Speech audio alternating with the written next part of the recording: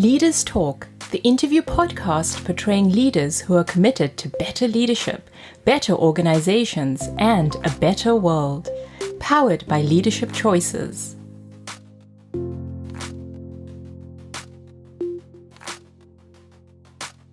Luise Bang is a senior manager, has had a career in different industries and different countries, different circumstances, a fascinating human being. It was in those years where we had the financial crisis. I was promoted to be the VP for the German subsidiary, and my first act was to fire half of the staff. And I thought that's a bad thing. First time for me being a leader in that position, first time having to do that act. But the bad thing was what happened the following 12 months. Every time we told the team, now we fired and now we're good, let's go. But then the months later we had to take another group and another group.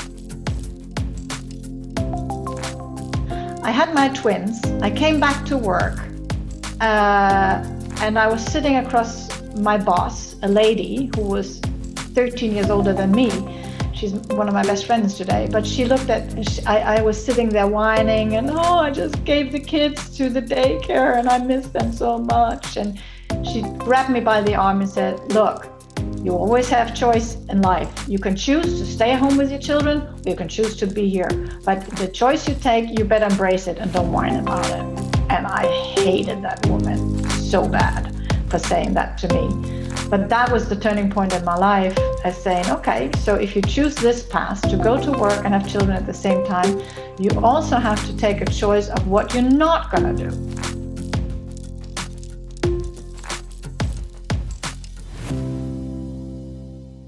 Hello and welcome to a new episode of our interview podcast, Leaders Talk. My name is Carsten Draht. I'm one of the managing partners of Leadership Choices. And my guest today is a very, very interesting person.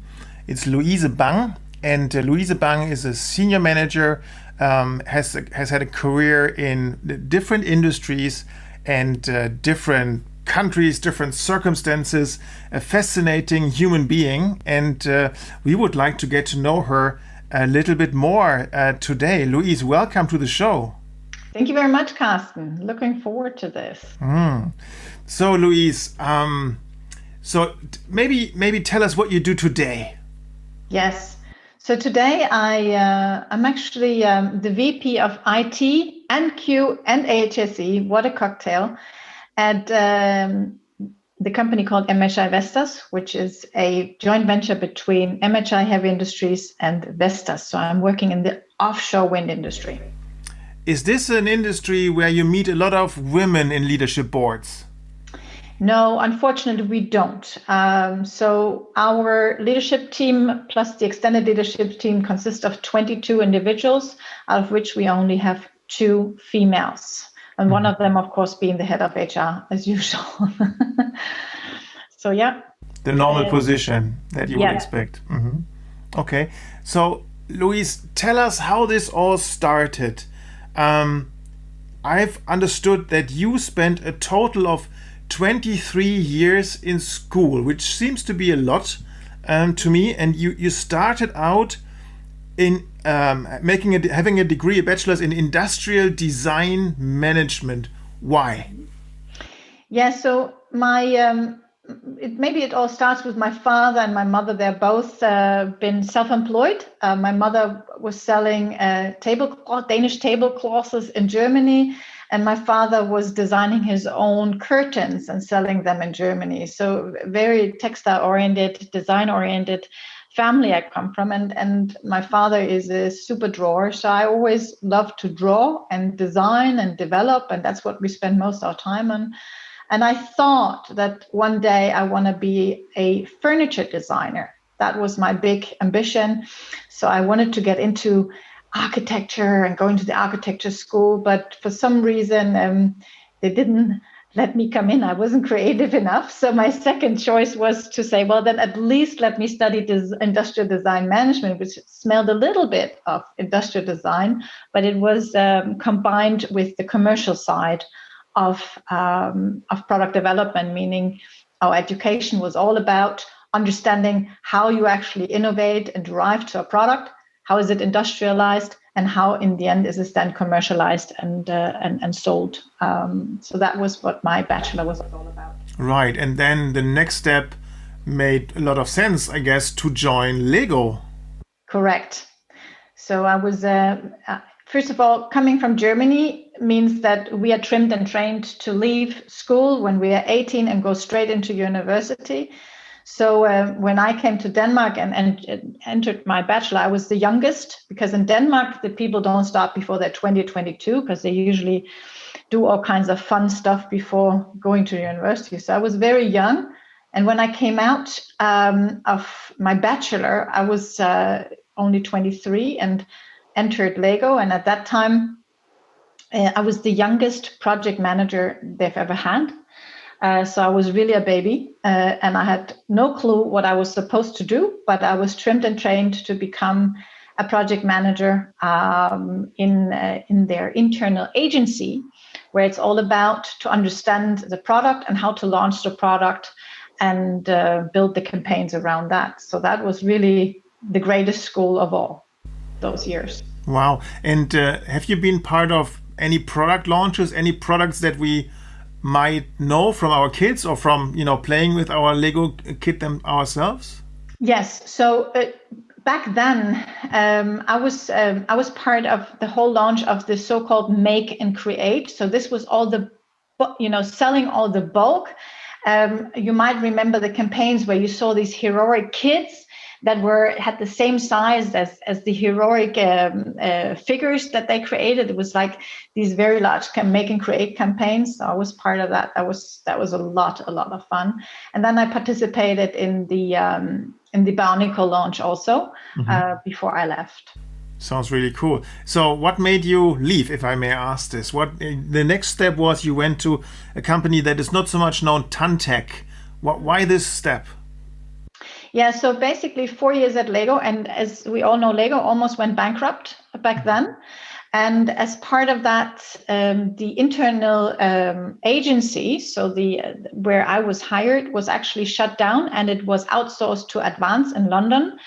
And in that, I actually lost my job back then. But I already had created so many great connections in a networking group I was in.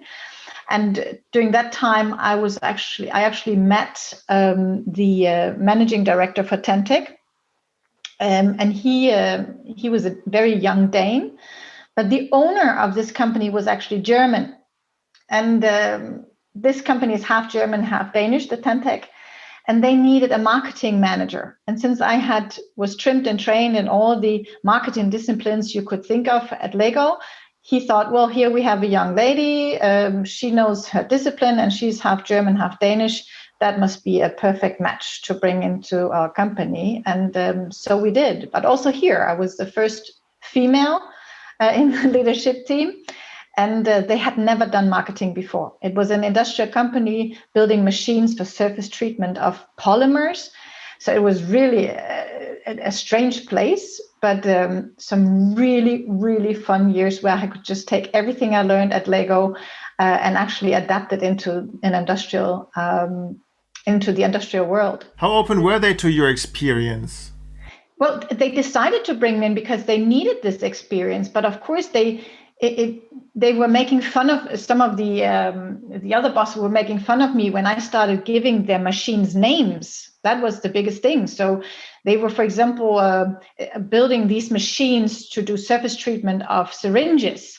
And I said, well, why don't we call it Syrintec? And they said, oh, no, never. I mean, how do we explain that to Novo? I said, well, I don't. Just now it has a name, and now we can market it, and now we can go to the fair and create some communication around it. So it became Syrintec, and if you go on Tantec's homepage, it's still called that today. So the whole thing of giving their product names was something that they made a lot of fun of until they figured out that was the first building block they needed to build a story around the products, and by that actually positioning themselves on a market that was becoming more and more competitive. Mm-hmm. but you were not only the trailblazer for the first woman in leadership position and the trailblazer for a new function to take place, you also went to evening school and did the Danish version of an MBA over 4 years. Is that right? That is correct. That is correct. And all while I was also having my twins as babies. I was insane back then. And I think we even renovated our house at the same time. And I think it's the story of not my life, but of most young people's lives, that they think they have to do everything at once. And if there's one thing I want to tell the next generation, don't do it. It's just not worth it. You're everywhere and nowhere for many years. Of course, I don't regret that I've done it, but I think the model that I chose to do it all at once is not the ideal thing to do. What's the price you paid? Is there a tag, a label? I was lucky. I don't feel that I paid a high price. If I ask my children today and say, well, mom was gone every Saturday for school, and they say, well, we don't remember that. We don't think, well, we don't remember that, sort of. And I'm like, oh, phew. But so I think the price I paid was that I didn't have enough quality time with my own children, which they don't punish me for today, but maybe I could have gotten some more out of it. It's more the feeling inside of you rather than inside of them. Yes. Understood. And then you moved on to, was there actually, before I continue, was there a conscious step in terms of, with your husband, in terms of how do we split the workload? How do we split the childcare? Was there a decision, or did it just happen? There's never been a decision. He has been self-employed throughout those years and running his own business. So there's never been a conscious decision. I think we discussed every step on the way and supported each other every step of the way. But how can we say, we were young and we were just running like hell. And then, as I said, after 18 years, we got a divorce. So that's, of course, the highest price you can pay in life. So that was a price, yeah. Yes. And in parallel, your career developed further. From Tantec, you moved on to Athena and eSoft. What's behind that, Luise? Yeah, so basically, after 4 years with Tantec, I was getting a little tired because, I was in the leadership team. I had established the marketing department, and we had launched in 32 countries, and I was, I couldn't really see the perspective. It's a rather small company. And then at that same time, Athena was a very young, ambitious IT company that was about to go on the stock exchange. And as that, they also planned to go on the German market. So again, through my network, I knew the CEO, Peter Kroll, and he reached out and said, well, you know what, Luise, you don't want to join us, come on. And you know your stuff in Germany, and you know how to sell stuff, and, come on in. And it sounded quite sexy, actually. And I thought, IT, why not? And being part of such an exciting thing as going on, getting a company registered on the stock exchange was new to me too. So that was a very conscious decision to join that very, very exciting journey, I have to say. Okay.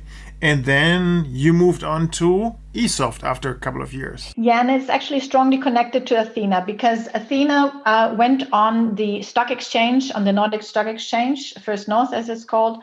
And we did that at the same time as eSoft. So we were both, there were two very young, ambitious companies that went on the stock and were very successful on the stock exchange. So eSoft was actually at the same time also the customer of Athena. So when eSoft got into some trouble and they actually needed somebody who could put some things in order, they headhunted me into their organization. So I knew eSoft very well because they were my customer for many years. And then I stepped in to actually take over the role as the COO for that company. Wow. Wow. Yeah. Okay. So you have built a reputation already in young years to clean things up, to help make the next step, consolidate. Yeah, I think it didn't start with cleanup. It started with Tentec building something from scratch because it's needed to bring the company to the next step, because that was what I did there. And then it sort of came into with Athena, it was more about, well, how do we actually go to a new market? How do we become bigger?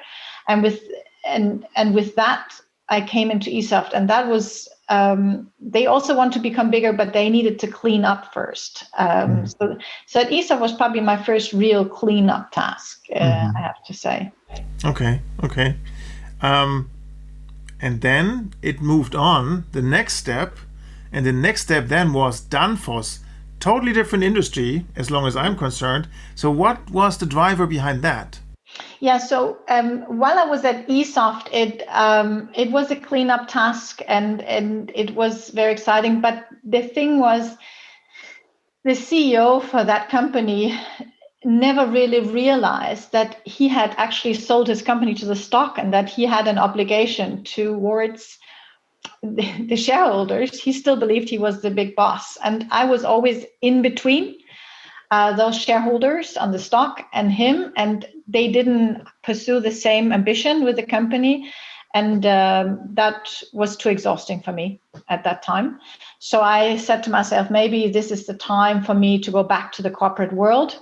Since I had left Lego, I was in small, medium-sized companies, and I thought maybe this is the next step, to go back to the corporate world. And I told that to my network a little bit, and within, I think it was a week, Danfoss actually reached out.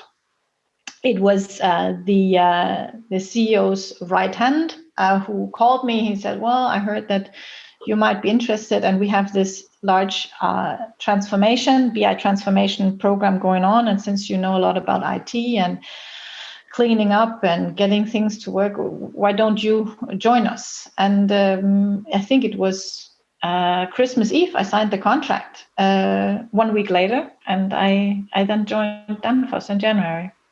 And Danfoss is a huge conglomerate consisting of multiple companies, multiple branches, multiple sectors.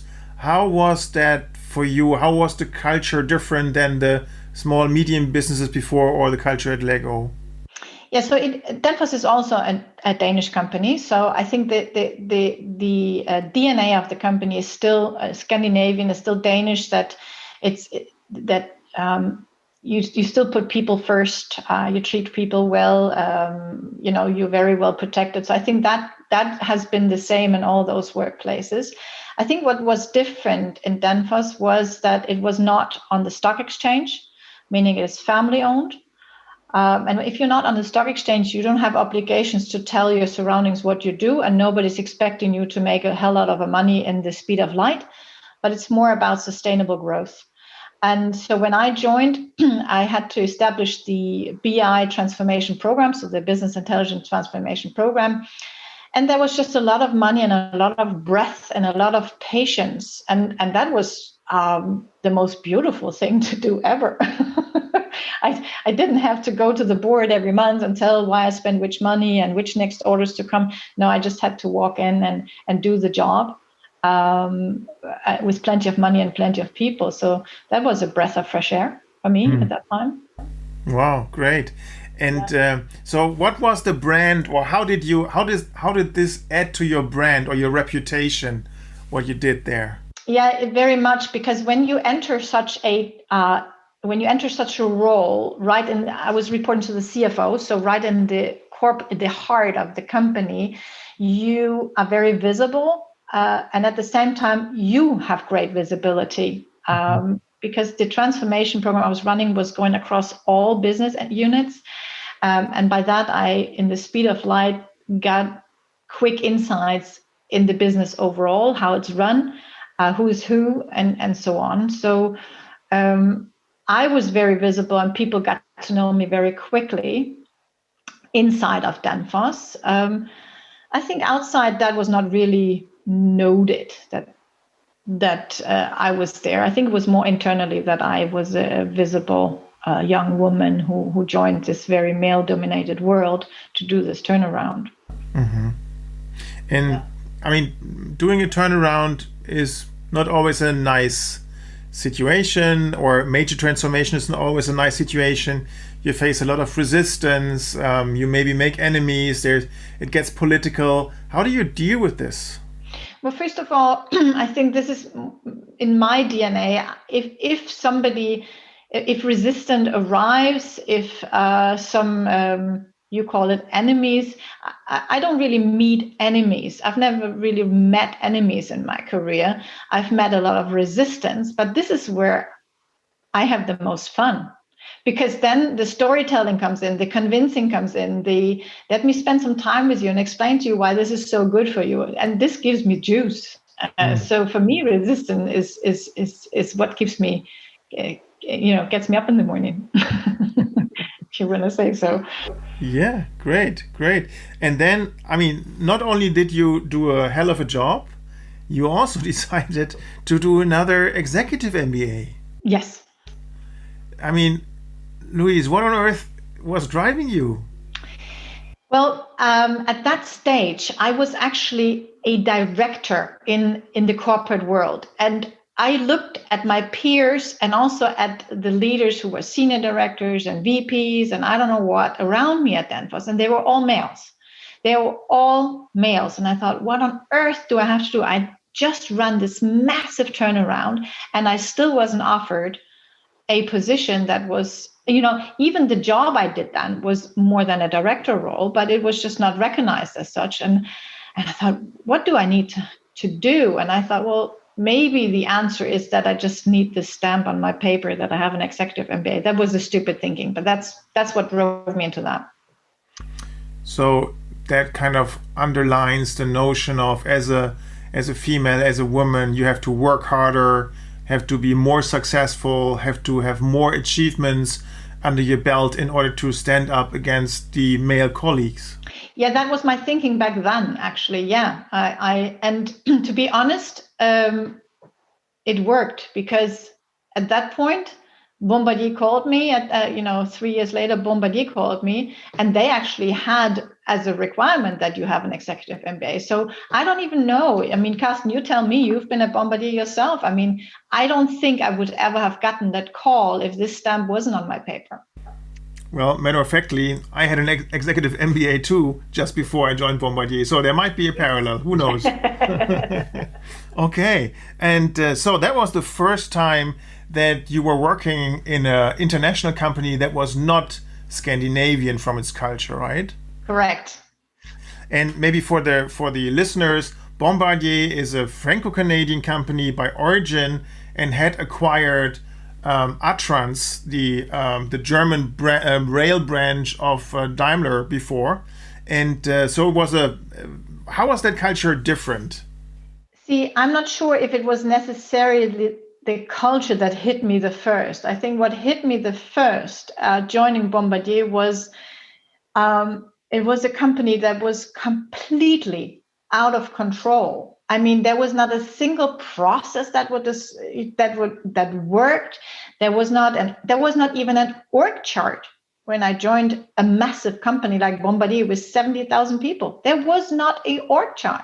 So trying to get onboarded in a massive company like that, trying to figure out my job as head of global project management and who is who and how do things work around here, I couldn't even turn to an org chart to find out who to go to. So that by itself really showed me, okay, so I'm really in a different arena. Here it's all about who knows who.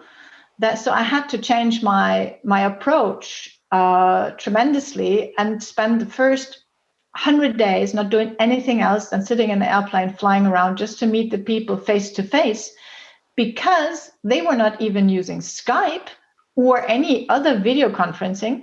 So they expected me to get to know the company without an org chart and without having FaceTime with people or even a camera on. So it was, I don't know if that was a cultural thing. I think I more had a shock that this company really how do they even deliver trains? That was my first question. What was your mandate, Luise? My mandate, I think we jumped a little too fast from Danfoss, because after I had done the first transformation at Danfoss, I actually was promoted to the role of head of global project management, where my mandate was to implement the agile way of working into their new product development. So this was the first. So what I did, I took everything from the agile world, from the IT world I came from, and implemented elements of that into a very industrialized company like Danfoss with great success. And we cut development time in half. And that was something Bombardier had heard of. And the CEO back then was very eager to see if this was something that Bombardier could benefit from on the train side. And could they? No. So, so a little bit back to, as I said, I joined and it was one big mess. My mandate was to head global project management, meaning leading 1,600 project managers and planners. And first of all, get a grip around what's the demography, how do they work, what does the project machine look like, and then to identify areas where we could pilot the agile way of working. And we identified 3 major projects where we piloted the agile way of working. One was a large project, a large contract in Sweden, one in New York, and one in LA. A year into this piloting, I realized, together with the project directors and the project teams and the external consultancy I had, look, there is just no live data in this company. Everything is Excel based. We couldn't do any live decision because we didn't have the data. And if you can't take live decisions, you can't accelerate your execution time. So I had to go back to the leadership and say, look, I can continue changing the ways of working and processes, but it's not going to give you the speed you're looking for because you don't even have the data structure. And with that, they quickly said, well, let's establish the Intelligent Enterprise Program, which was all about scrapping everything we have, implement standard end-to-end processes, translating it into an enterprise solution, the S/4HANA, and then launch it. So I said, well, that sounds like a great idea. Go ahead and do that while I continue my thingy. But then they came to me and said, no, Luise, we want you to run that program. And I said, no way. I mean, I knew what it takes because I had, I've been at Danfoss. I know what money it takes, what time it takes, what patience it takes to do that. And I said, I don't see that's happening here. And they said, don't worry, we have the money. We have, just go. 250 million euro investment, just go. And so I was, as they said, voluntold to run that program. Yeah. And what happened then? Yeah, so we established a massive cross-functional team with internal, external, 400 people team, co-located in Berlin every other week. We went all the way through the RFP and through the design phase of this program. We did start the first build, but then Bombardier got into a lot of trouble and started selling off parts of their aero business. And the whole thing started crumbling. And then when we actually heard that Bombardier would be selling off their train division to Alstom, I didn't see any means in continuing this program, and neither did the leadership. So we sacked it all. Wow. What a journey. What a journey, right? And then you moved on to another industry, which is, I would say, pretty male-dominated, the offshore wind industry. Tell us about that, please. Yes. So in this whole notion of Bombardier, meaning having spent 3 years in the transportation, I came to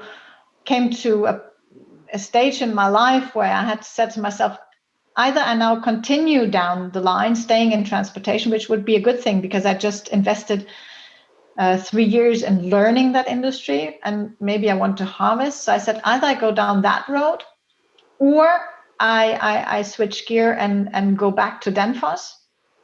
And I talked to my own mentor, and I said, what do you think I should be doing? He said, you know what? You should go to something more sexy. You should be going to renewable. Go ahead. You just go network like crazy, network your way into renewable. And so I did. And I ended up with an offer from Siemens Gamesa and from MHI Vestas. And I decided to go with MHI Vestas because that is a company that has a lot of breadth and a lot of time, where Siemens Gamesa at that time seemed to be at a crossroad. They had just acquired Gamesa. It was a big mess. And I thought it smelled a little bit like Bombardier for me. And I thought, nah, not going to do that. So this is how I ended up at the MHI Vestas. Wow. And that's another different, I mean, it's a Danish, but it's also a Japanese company culture. How does a Danish-Japanese company culture look like? Everybody who has been in Japan or knows of Japanese products knows that everything is neat and clean and in order. Everything. I mean, the way your pens look, the way your table looks, the way your clothes looks, everything is just neat and decent and in order when you are in Japan. If you combine that with the Danish culture, that is very much about being modern, being inclusive.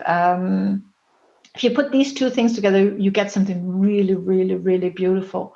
You get a company where it's all about being calm, decent, treat each other with the uttermost respect, and listen to each other. So I think culture-wise, I mean, Lego was great, Danfoss was great, but this really has a different notion to it, because adding the Japanese on top really asked the Danes to maybe shut up a little bit and also listen a little bit to what the Japanese have to say, because they have a little more control over processes and tools than the Danes have. Interesting. Sounds really fascinating. And that was only the professional side that we looked into, Luise. On the private side, you also had a third child, got married a second time, and now between the two of you, you have 6 kids. I just wonder, do you have a different watch where there's more hours in a day? What's the trick on earth? Oh, but there's not a trick. And we are not a super family or a super anything. I think a lot from a very young age, when I had my twins, and I think I tell a little story to tell you what the trick is. I had my twins. I came back to work, and I was sitting across my boss, a lady who was 13 years older than me. She's one of my best friends today, but she looked at, I was sitting there whining and, I just gave the kids to the daycare and I miss them so much. And she grabbed me by the arm and said, look, you always have choice in life. You can choose to stay home with your children, or you can choose to be here. But the choice you take, you better embrace it and don't whine about it. And I hated that woman so bad for saying that to me.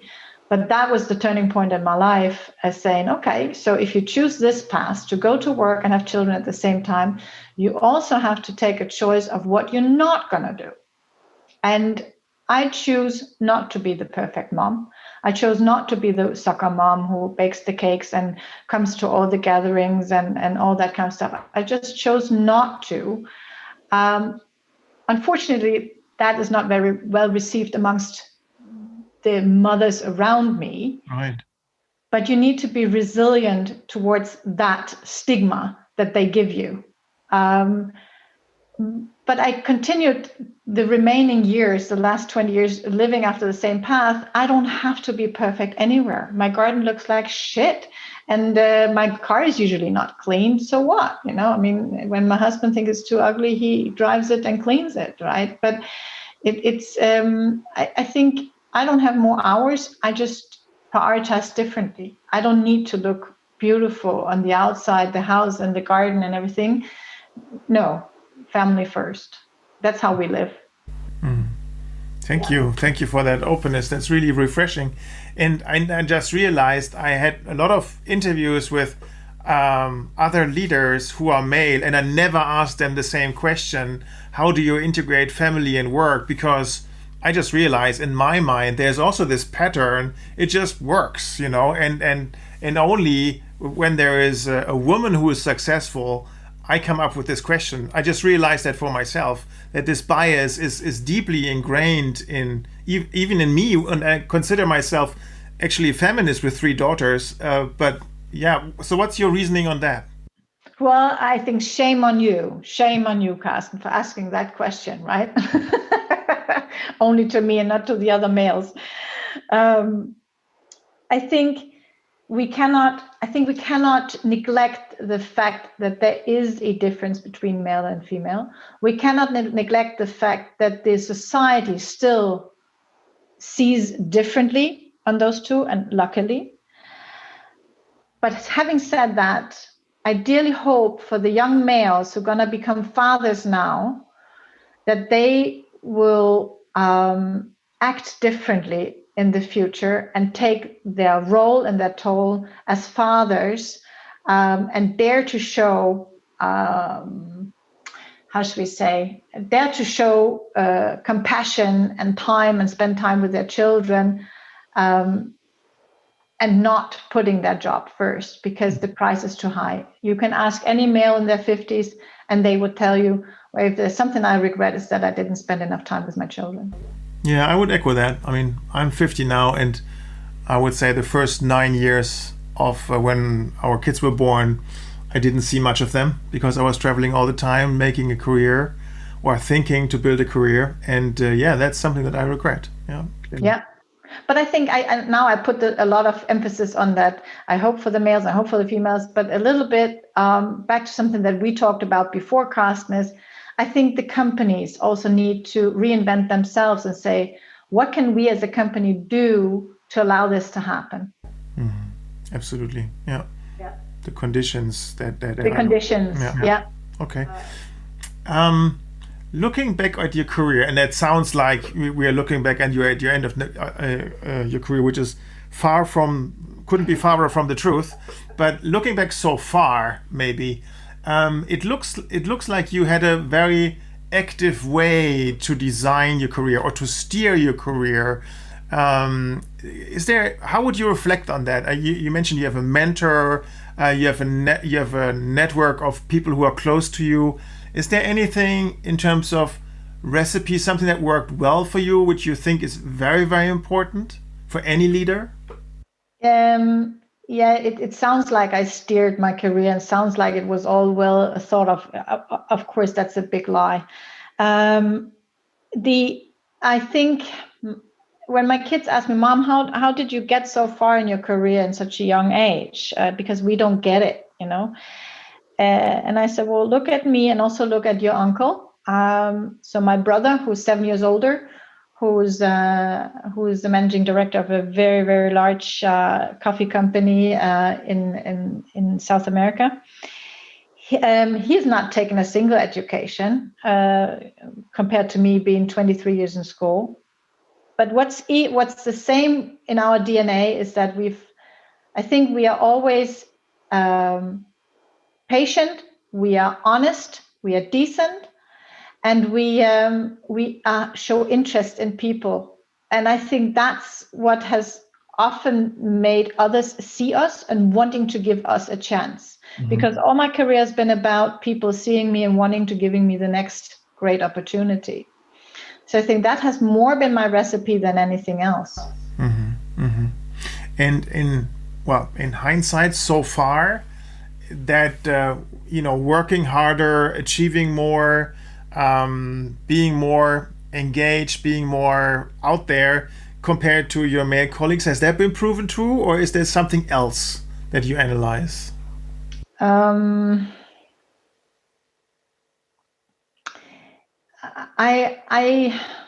I would say two main drivers throughout all of my career. I've always been in networking groups where I met peers from other industries that I could learn from. Mm-hmm. And I've always had a mentor, and I've had 3 different mentors depending on what stage I was in my career. And they were always individuals who were 20 years ahead of me in their career, and who could look at, they didn't know, none of them knew me privately. They all just knew me from a professional side. And they could really guide me at some of those crossroads that I was at. And I think that's probably been the most valuable piece of my career. Mm-hmm. And sorry, go ahead. Just yesterday, we had a large town hall, us executives, and our head of HR, she was on stage and she was asked, so how do you want to go about personal development here at the company? What are you going to invest in the years to come? And she said, look, we will be investing in all of you, but remember, only 10% of your learning comes from classroom. 20% comes from maybe reading a book, watching some podcasts, and 70% comes from learning at the job. Right. And if we take that notion, I think that is what we all should remember. This is where we learn that you stay open at work and learn and look a little bit outside of your little turf at work. Also, be interested in what if you're in the sales department, maybe you should be interested in what they do in over in the finance department or over in procurement. Don't just stick your nose in your own little turf, but be interested in the rest and meet people and talk to them, show interest. And this is how you shape your career. Yeah, what I hear you say is be curious for other people and reach out to them and stay in touch and invest in relationships, right? Correct. Mm-hmm. And is there any role models, positive or negative, that you had? I mean, you mentioned your mentors, but that's not exactly always a role model. So is there anybody that you said, wow, I want to be like that person, or I don't want to be like that person at all? I don't think I have one individual. I think it shifted throughout my career who I was looking towards. I think it was more, I think I was more thinking of, okay, I need to sidestep and tell a different story. You can't see it because we don't have camera, but here in my office, I have a book. It's a book that comes out every year where they put all the top 100 leaders in Scandinavia and tell a little story about each of them. And I get this book for free every year because I'm part of some business network, whatever.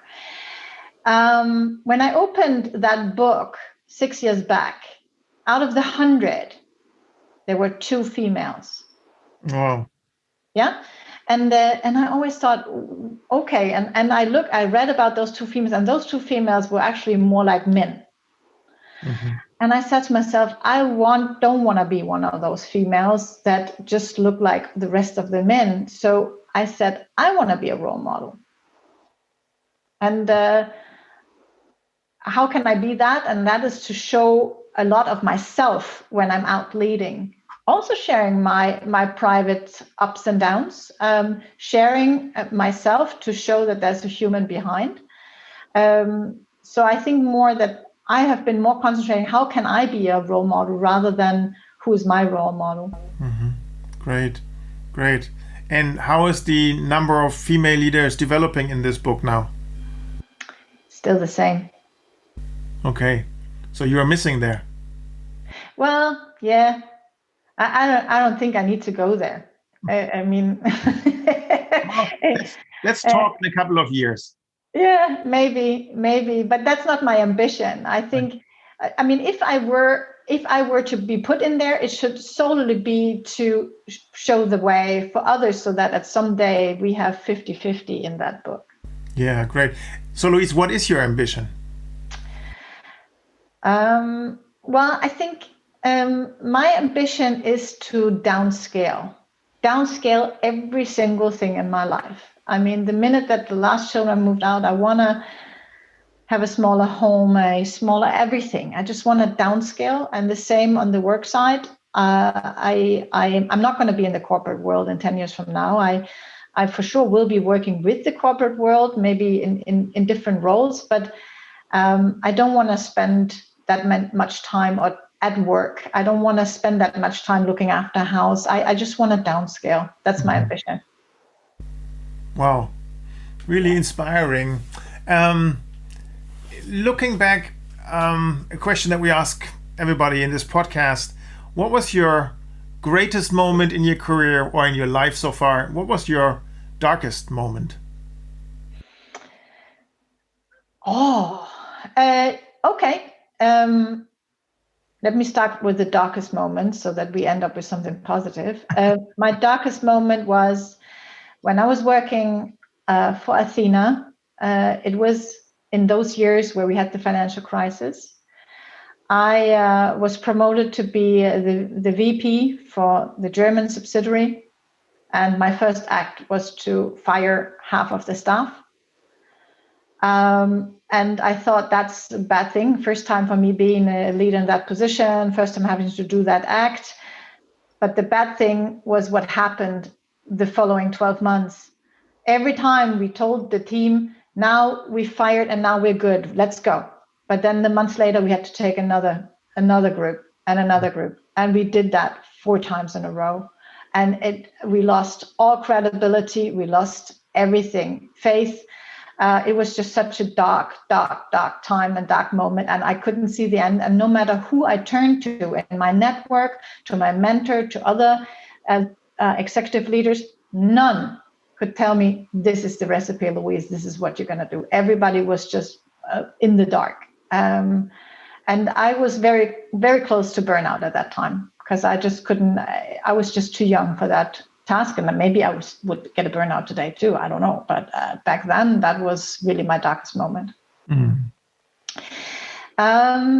My brightest moment, and I have to say it was actually at Bombardier, when we had mobilized the 400 people to run the Polestar, as it was called, the large intelligent enterprise transformation program. This was just a group of fantastic people all together in Berlin, and we were rallying for 12 months. It was so much fun. So that was just, it was not a moment, it was a year of fun. Great. Until the money ran out. Well, yeah. Reminds me of something parallel that I experienced at Bombardier. Yeah. Great. And I mean, you look back at multiple companies, multiple cultures, big ones, smaller ones, bigger ones, different nationalities, different continents actually influencing it. What kind of company are you trying to build now? What in the sphere of influence that you have, what kind of place do you want to have around you? Yeah, so and I'm not saying me, but I hope that I share that view with my peers, because we just are starting to talk about the future.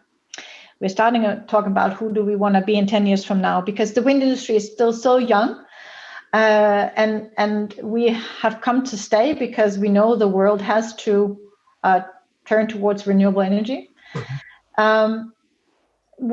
So basically, who we want to become the role model, not only of producing, delivering bits and pieces to the wind industry, but we also want to be a role model of how do we actually bring our products to life in a sustainable way. Mm-hmm. And that is a very big theme that I think all companies, of course, have on their radar right now, the whole sustainability thing. But we really have put money and people behind that journey to demonstrate how we can become a true sustainable company and not only producing products for sustainability, if you want to say so. It's two different things, right? And by that, really attracting the right people to our world. That's what I would like to see happening, and that would be new to me. I haven't been working for a sustainable company before. What is that doing to your experience of meaning in the workplace? Well, I think that your question almost answered itself, right? I mean, we all want to go and spend 8-9 hours a day of work life in something that makes sense, right? I think being in the transportation industry made a lot of sense. A lot. I mean, you can probably echo that. But here it just gets a little bigger because it's really building the future of this world. Right. How are we producing energy in the generations to come? Mm-hmm. It can't become any more meaningful, I believe. Mm-hmm. Great. Yeah. So a lot of listeners of this podcast are leaders who are young in their career, who are aspiring leaders, male, female. Obviously, there's coaches. So my question to you is there anything, any piece of advice that you can give to our listeners? Yeah, the only advice I can give, and it's the same I give to my children, it's the same I give to the people who report to me. And it sounds very simple, very stupid, but it's so true. Be yourself. You need to be yourself. If you're not yourself, nobody's going to trust you or believe you in whatever you say and whatever role you're in. It just will come out at some point. So you better just don't. Just be yourself, be true, be authentic. That's what's going to drive your career. That's what I would say to anybody. Mm. Yeah, and it's I mean, looking at your career and also your private life, it looks like a red thread almost, like that you were always fighting to be true to yourself somehow. Yes, I am. And I hope most people do in the end of the day. But maybe I went a little more on the edge sometimes to stand to say no when things were just not right at the workplace. Mm-hmm. Yeah. Mm-hmm. Is there anything you would, in hindsight, you would want to change? In my career? Yeah. Yeah, for sure. And this is also what I'm telling my kids. I cannot recommend that you study and work at the same time. Mm-hmm. Yeah. Yeah, it just takes away years from your life. It takes years away from your life. It takes years away from your loved ones. No, don't do it. Great insight. Luise, last question for this podcast as always. So what is it that you would like me to ask you? What's the closing question that I should ask you? What's for dinner today? I think I don't know, Carsten. I don't know. I honestly don't know what you should be asking me as a closing remark. I think what you could ask me is, what do you do on those days when you just feel there is no more energy left? Yeah, I would really like to know that. Yeah, because that happens, and of course it does. And I can tell you what I do. I pull the plug. Mm-hmm. I simply pull the plug, and I allow myself to pull the plug towards everything and everybody, and just rest. Allow myself to rest. And I think that's a discipline that many don't know how to, and they get bad conscience. Oh, I should be doing, and I should, and I should, and I should, and I could. Don't. Just pull the plug. When it's enough, it's enough. Yeah. And I think you need a certain degree of inner autonomy or independence in order to do that, right? Yes. I think so. Some people would get nervous when they then pull the plug.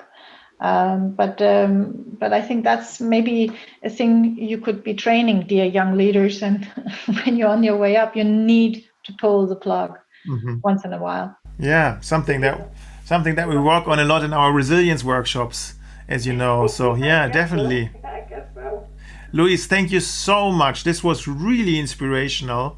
I really love that story and all the stuff that how you put that together. And I'm really curious to see what's next and how this will all unfold. And let's keep in touch and talk again. Thank you so much, Carsten. Have a wonderful weekend. And thank you, everybody, for listening. And what have you learned, Carsten? This was interesting and really inspiring. I like the way how Luise is open and authentic and talks about her life in a very decent way. I think she really role models this decency, but also the hard work that is behind it. Also that not everything is like shiny and glossy. It's very credible, very easy to believe her. And I think she's a true role model, not only for female aspiring leaders or women in general, but also for male leaders. I think this is a lot of stuff that I can learn from her in terms of how she approaches things, about her openness, and especially I like this inner autonomy and this independence, which I think is so important, to have your own genuine value system that is independent of the world around you, that you have a voice, a solid voice that you can listen to even when there's a lot of noise around you and people having different opinions and own interests. So really, really great. And what else is new at Leadership Choices? On November 25, we will have our next Open LC University. We will have about 120 attendees from different sectors of the industry, different companies. We will have managers, we will have coaches, we will have HR executives together discussing preparing leaders and organizations for the future. How does that work? How do we bounce back stronger? How do we become resilient in terms of organization and in terms of leaders? And really excited and very much looking forward to that. Will be a great event. If you're not on the invitation list, send me an email and we can see what we can do. There's a lot of tickets already sold, but let's give it a try. What can we look forward to in the next episode of Leaders Talk? My next guest is Sherry Roberts. Sherry is originally a US American from Connecticut.